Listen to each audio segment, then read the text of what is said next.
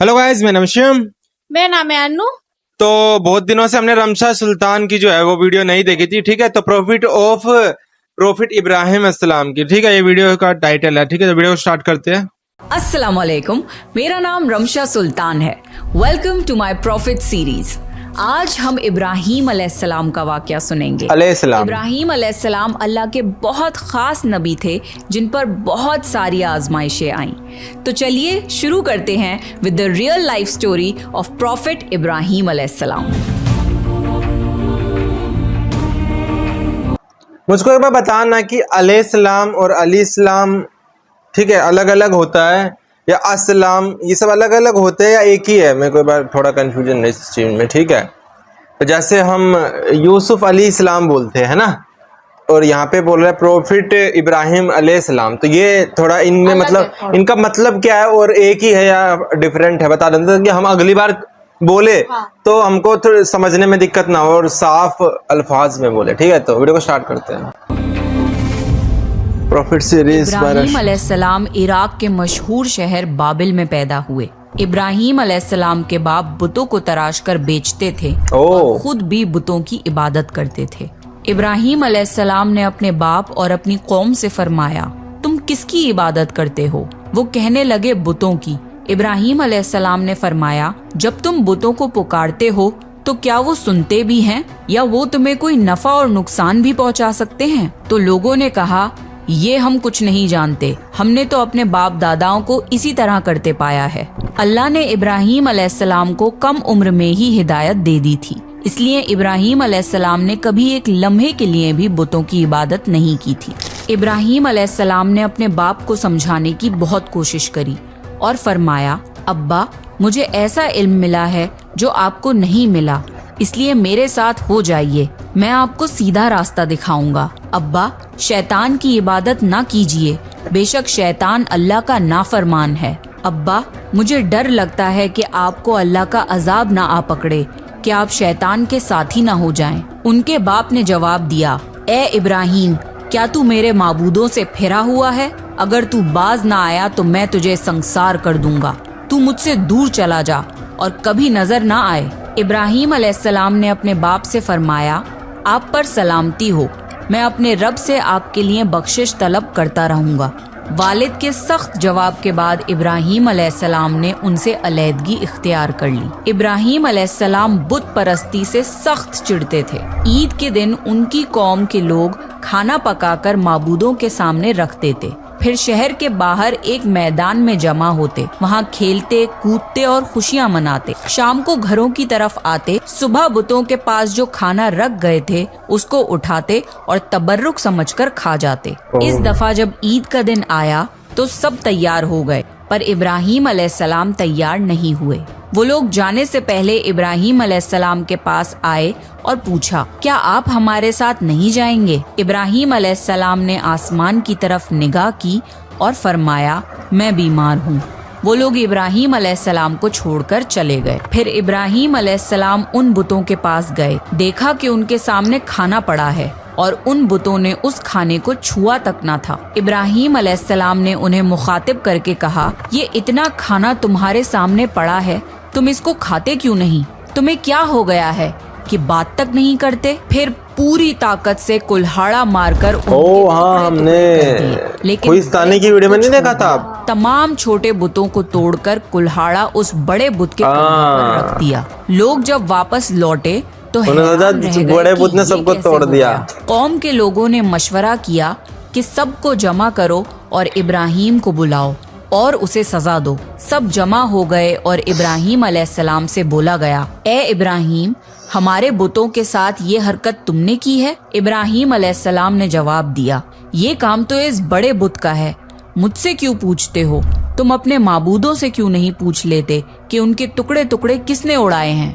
इब्राहीम अलैहिस्सलाम की ये बात सुनकर वो सब सोच में पड़ गए। फिर कहा, ए इब्राहीम, क्या तुम्हें इल्म नहीं कि ये बोल नहीं सकते? अब इब्राहीम अलैहिस्सलाम ने फरमाया, तुम अल्लाह के सिवा उनकी इबादत क्यों करते हो जो तुम्हें कुछ भी नफा ना दे सकें اور نہ ہی نقصان پہنچا سکیں۔ تعجب ہے تم پر اور ان پر بھی جن کو تم اللہ کے سوا پکارتے ہو۔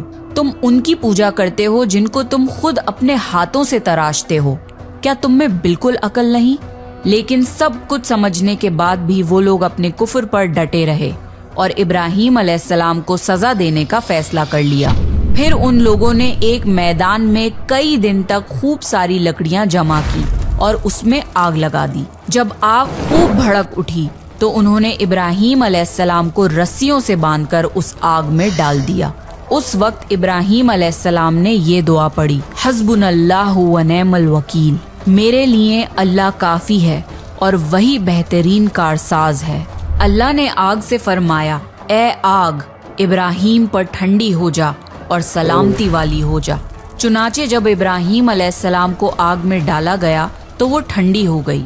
آگ بھی اللہ کے حکم کے بغیر نہیں جلا سکتی، اس لیے کیونکہ یہ بھی اللہ کی مخلوق ہے اور اس کی قدرت بھی اللہ کے پاس ہے۔ اس لیے جب آگ کو اللہ کی طرف سے ٹھنڈا ہونے کا حکم ہوا تو وہ ٹھنڈی ہو گئی۔ آگ نے نہ ابراہیم علیہ السلام کے کپڑے جلائے اور نہ جسم کے کسی حصے کو نقصان پہنچایا، صرف وہ رسیاں جلائیں جن سے آپ کو باندھا گیا تھا۔ لوگ آگ کے آس پاس ابراہیم علیہ السلام کو جلتا ہوا دیکھنے کے لیے کھڑے تھے، لیکن وہ یہ دیکھ کر حیران رہ گئے کہ ابراہیم علیہ السلام بڑے ناز سے آگ کے درمیان بیٹھے ہیں۔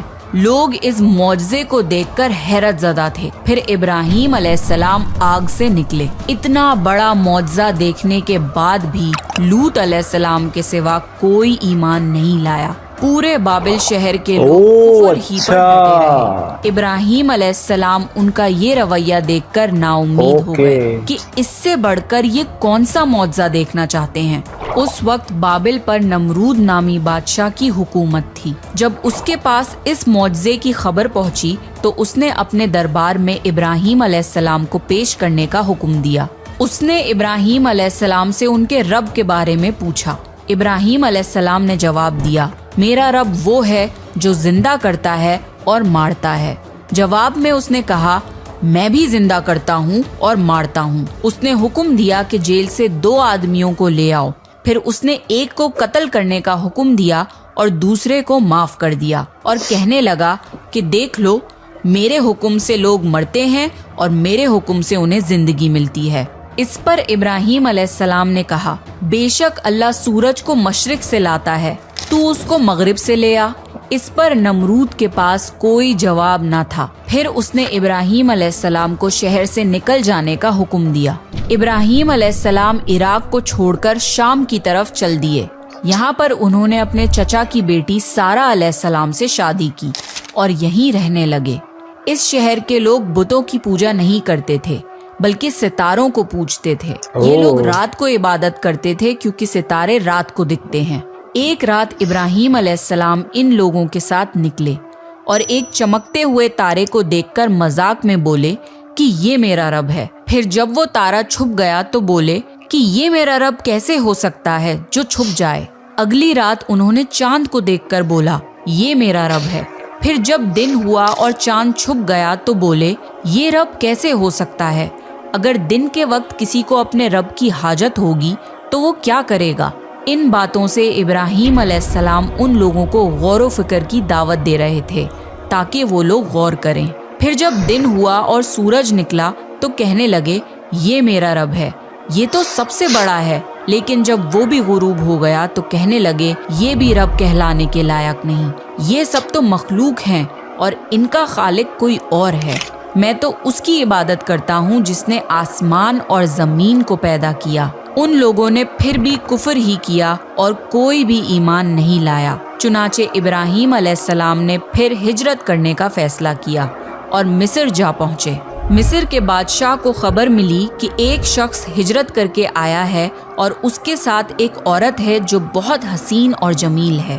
اس بادشاہ نے اپنے لوگوں کو بھیجا کہ اس عورت کو میرے پاس لے آؤ اور پتہ کرنا کہ اس کے ساتھ جو آدمی ہے وہ کون ہے۔ اگر وہ اس کا شوہر ہو تو اسے قتل کر دینا۔ ادھر بادشاہ نے اپنے لوگوں کو بھیجا، ادھر اللہ نے ابراہیم علیہ السلام کو وحی بھیج دی۔ ابراہیم علیہ السلام نے سارہ علیہ السلام سے کہا، اگر وہ تم سے میرے بارے میں پوچھیں تو کہہ دینا تم میری بہن ہو۔ پھر انہوں نے سمجھایا کہ اس روح زمین پہ میرے اور تمہارے سوا کوئی ایمان والا نہیں، اس لحاظ سے تم میری دینی بہن ہو۔ اس ظالم بادشاہ نے سارہ علیہ السلام کو اپنے محل میں بلا لیا۔ جب اس نے سارہ علیہ السلام کے ساتھ بدکاری کرنے کے لیے اپنے ہاتھ آگے بڑھائے تو سارہ علیہ السلام نے اللہ سے دعا کی، اور دعا کی برکت سے اس بادشاہ کا ہاتھ جم گیا۔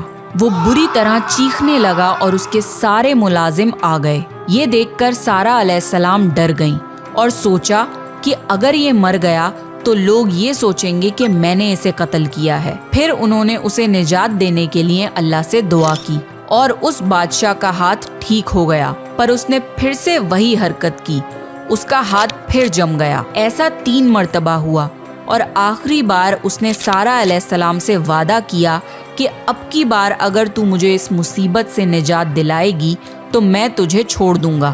پھر سارہ علیہ السلام نے اللہ سے دعا کی اور وہ ٹھیک ہو گیا۔ پھر اس نے سارہ علیہ السلام کو عزت سے رہا کر دیا اور ان کی خدمت کے لیے اپنی بیٹی ہاجرہ کو ان کے ساتھ کر دیا۔ سارہ علیہ السلام جب واپس آئیں تو ابراہیم علیہ السلام نے فرمایا کہ اب ہم یہاں نہیں رہیں گے بلکہ واپس جائیں گے۔ پھر وہ لوگ واپس فلسطین چلے گئے۔ ابراہیم علیہ السلام کی عمر 86 سال کی ہو گئی، پر ان کی کوئی اولاد نہ تھی۔ تو سارہ علیہ السلام نے سوچا میں بانجھ ہوں اور ابراہیم علیہ السلام کو اولاد کی تمنا ہے، تو کیوں نہ میں ہاجرہ علیہ السلام کا نکاح ابراہیم علیہ السلام سے کرا دوں۔ پھر ابراہیم علیہ السلام اور ہاجرہ علیہ السلام کا نکاح ہو گیا۔ اللہ نے ابراہیم علیہ السلام کی اولاد کی دعا قبول کری اور بیٹے اسماعیل علیہ السلام سے نوازا۔ 80 سال کی عمر میں ہوتی نا شادی؟ کہ اپنی بیوی ہاجرہ علیہ السلام اور بیٹے اسماعیل علیہ السلام کو لے کے مکہ روانہ ہوں۔ اس وقت مکہ ایک بالکل بنجر جگہ تھی۔ یہاں پر ابراہیم علیہ السلام اپنی بیوی بچے کو چھوڑ کر جانے لگے تو ہاجرہ علیہ السلام کو بہت حیرانی ہوئی اور وہ اپنے شوہر سے پوچھنے لگی، اے ابراہیم، پھر جم کا پانی ہوتا ہے، پھر جا رہے ہو؟ یہاں نہ پانی ہے، نہ خوراک، نہ کوئی انسان۔ ابراہیم علیہ السلام نے کوئی جواب نہیں دیا اور چلتے رہے۔ ہاجرہ علیہ السلام ان کے پیچھے چلتی رہیں اور سوال کرتی رہیں کہ ہمیں کس کے حوالے کر کے جا رہے ہو؟ یہ تو بالکل بے آباد جگہ ہے۔ ابراہیم علیہ السلام نے پھر بھی کوئی جواب نہیں دیا۔ آخر ہاجرہ علیہ السلام نے ان سے پوچھا، کیا آپ کو اللہ نے اس کام کا حکم دیا ہے؟ تو ابراہیم علیہ السلام نے فرمایا ہاں۔ تب سیدہ ہاجرہ مطمئن ہو گئیں اور بولی، اگر یہ بات ہے تو اللہ ہمیں بالکل ضائع نہیں ہونے دے گا۔ خوراک اور پانی چند دن میں ختم ہو گیا۔ پانی کا ایک بھی قطرہ نہ بچا۔ خوراک نہ ملنے کی وجہ سے ماں کا دودھ بھی خشک ہو گیا۔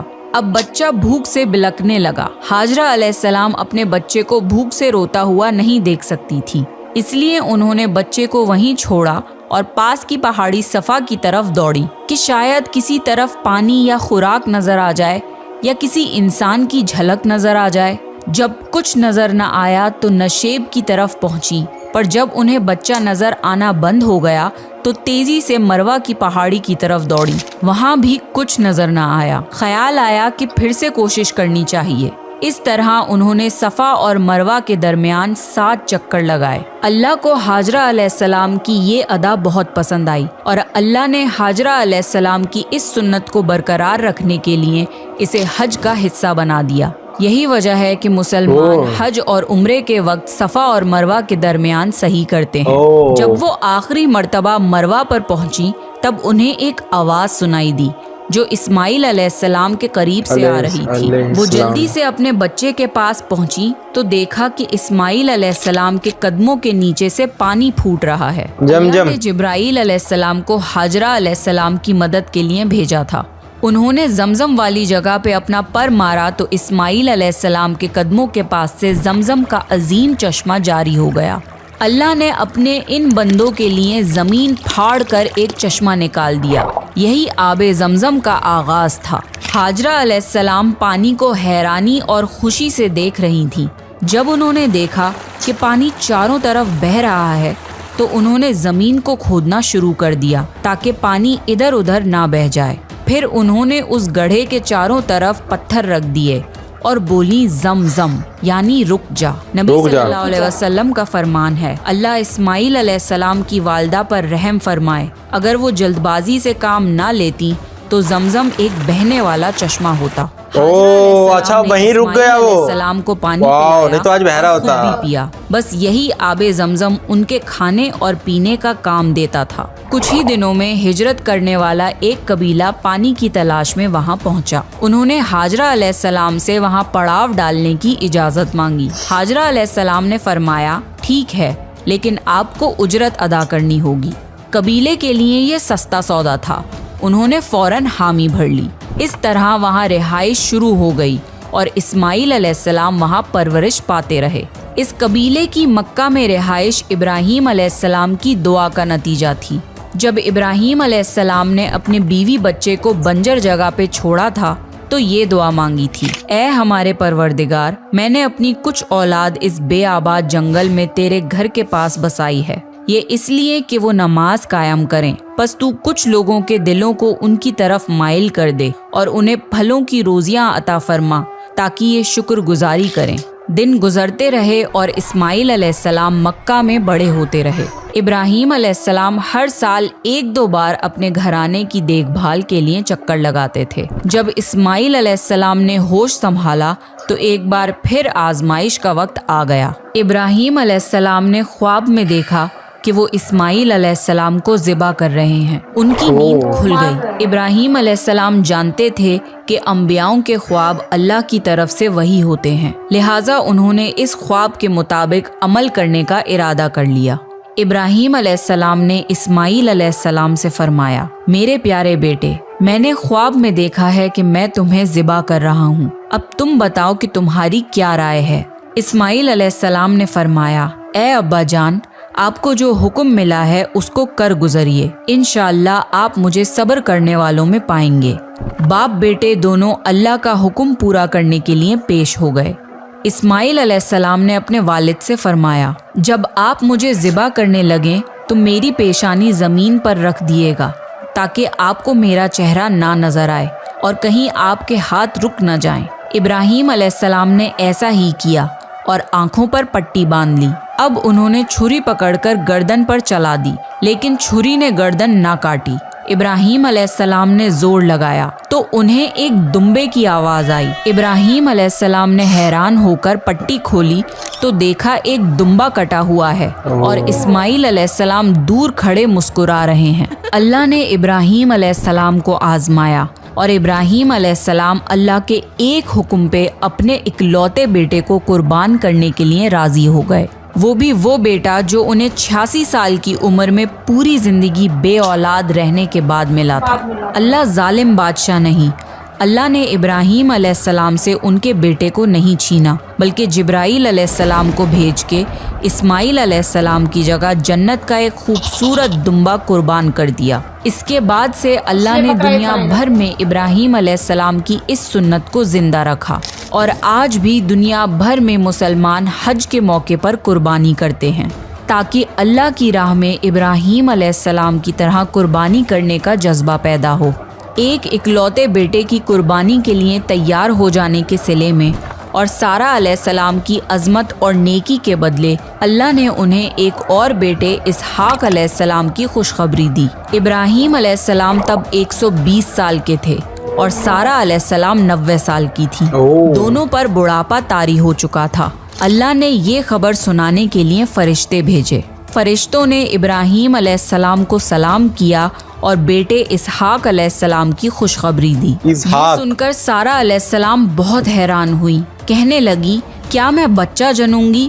حالانکہ میں بانجھ ہوں اور میرے خاوند بوڑھے ہو چکے ہیں، یہ تو حیرت کی بات ہے۔ اس پر فرشتوں نے کہا، اللہ کے فیصلے پر تعجب نہ کیجیے، یہ تو اللہ کی آپ پر رحمت ہے، بے شک وہ قابل تعریف ہے۔ ابراہیم علیہ السلام اسماعیل علیہ السلام سے ملنے مکہ آتے رہتے تھے۔ ایک مرتبہ انہوں نے فرمایا، اے میرے بیٹے، اللہ تعالیٰ نے مجھے حکم دیا ہے کہ اس مقام پر اللہ کا گھر تعمیر کرنا ہوگا۔ اسماعیل علیہ السلام نے فرمایا، میں حاضر ہوں۔ پھر ابراہیم علیہ السلام اور اسماعیل علیہ السلام نے مل کے کعبہ کی تعمیر کی۔ جب وہ بیت اللہ کی بنیادوں کو بلند کر رہے تھے तो दुआ मांग रहे थे कि ए हमारे रब, हमारी मेहनतों को कबूल फरमा, तू दुआ को सुनने वाला, जानने वाला है, और हमें अपना फर्मा बरदार बना। सूरह हमारी बकरा आयत औलाद में से 128। भी एक फर्मा बरदार गिरोह बना, और हमें इबादत का तरीका सिखा, और हम पर रुजू फरमा, क्योंकि तू ही तौबा कबूल करने वाला